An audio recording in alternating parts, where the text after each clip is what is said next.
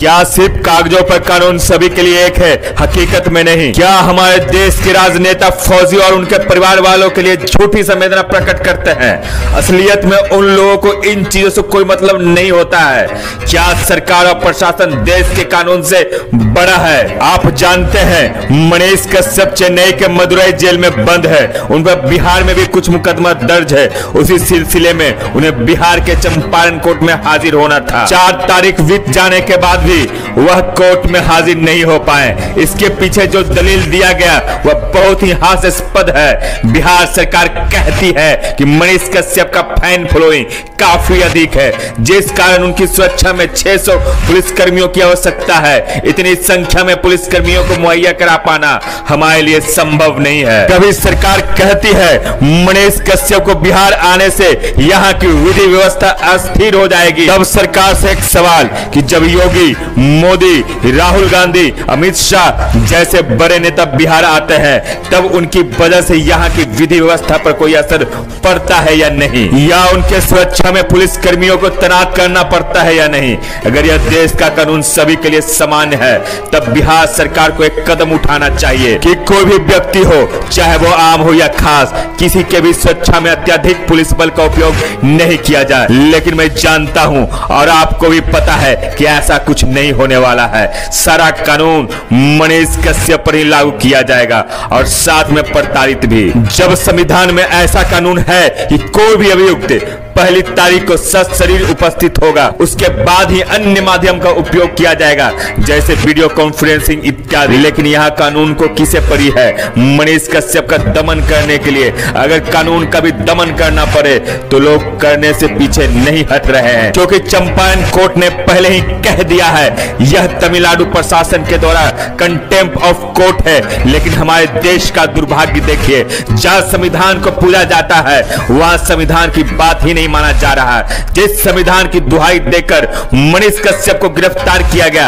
आज उसी संविधान को अपने हिसाब से उपयोग कर रहे हैं, जो भविष्य के लिए खतरनाक है। यह राज्य और यह देश जो राष्ट्रीयता पर गर्व करती है, जो अपने जवानों पर गौरव करती है, जो हमेशा देशभक्ति की दुहाई देती है, जो यह संकल्प लेती है कि अपने जवानों और उनके परिवार वालों के साथ हमेशा खड़े रहेंगे, लेकिन जब खड़े होने का वक्त आता है तो कोई दूर दूर तक दिखाई नहीं देता। नहीं तो जरा सोचिए, मनीष कश्यप के पिताजी फौज में हैं, उनके चाचा जी फौज में हैं, उनके दादाजी स्वतंत्रता सेनानी रहे हैं। उनके घर के चिराग को राष्ट्रद्रोही साबित करने की साजिश रची जा रही है, जिनकी रगों में राष्ट्रीयता कूट कूट कर भरी है, जो पूरे बिहार में क्रांति लाना चाहता है, जो पूरे बिहार को विश्व पटल पर उभारना चाहता है। एक फौजी के बेटा जिसके पिता अपने देश का रक्षा करने के लिए बॉर्डर पर है और उसका पुत्र अपने राज्य की रक्षा हेतु जेल की सजा भुगत रहा है। मैं आज पत्रकार मनीष कश्यप के बारे में बात नहीं करने आया हूँ,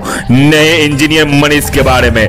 आज एक फौजी के बेटा मनीष कश्यप के बारे में बात करने आया हूँ। क्या एक फौजी के बेटा को प्रताड़ित करना सही है?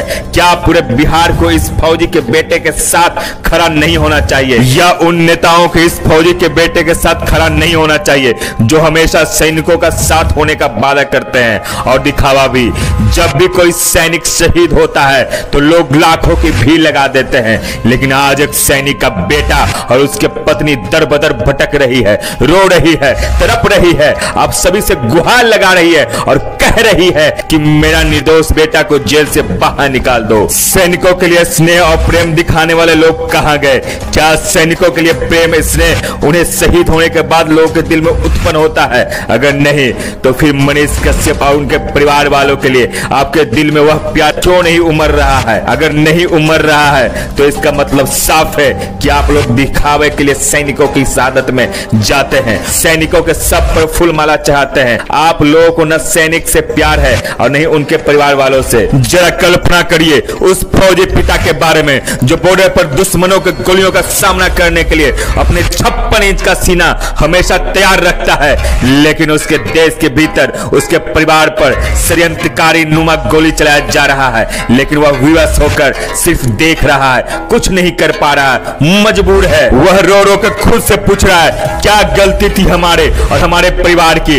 क्या क्रांतिकारी होना गलत है या राष्ट्रवादी होना पाप है? आज वह पिता फूट फूट कर रो रहा है, जो पूरे देश की रक्षा करने के लिए बॉर्डर पर अपना आहुति देने के लिए तैयार है, जो अपने खून से सिंचकर भी देश की रक्षा करने के लिए तत्पर है। लेकिन उनके बेटे के साथ जो अन्याय हो रहा है उसमें वह इतना विवश है कि कुछ भी नहीं कर पा रहा है। नहीं तो एक सैनिक क्या कुछ नहीं कर सकता है, अपने देश का निर्माण भी और अपने परिवार वालों की रक्षा भी। लेकिन उन्हें भारतीय संविधान पर भरोसा है और विश्वास भी। जरा उस माँ के बारे में भी सोचिए, जो अपने बेटे के याद में आधा मर चुकी है, जो अपने बेटे के कारण अनेकों बीमारी अपने शरीर में धारण कर चुकी है। वह जीना भूल गई है, वह खाना भूल गई है, वह एक ही रट लगा रही है कि हमारे बेटे को किसी प्रकार आजाद करवा दो। आज उनकी स्थिति ऐसी है, अगर कोई कह दे कि मैं तुम्हारे बेटे को रिहा करवा दूंगा, बदले में क्या दोगी, तो शायद वह धन संपत्ति के साथ साथ अपने खुद के जीवन का भी बलिदान कर दे।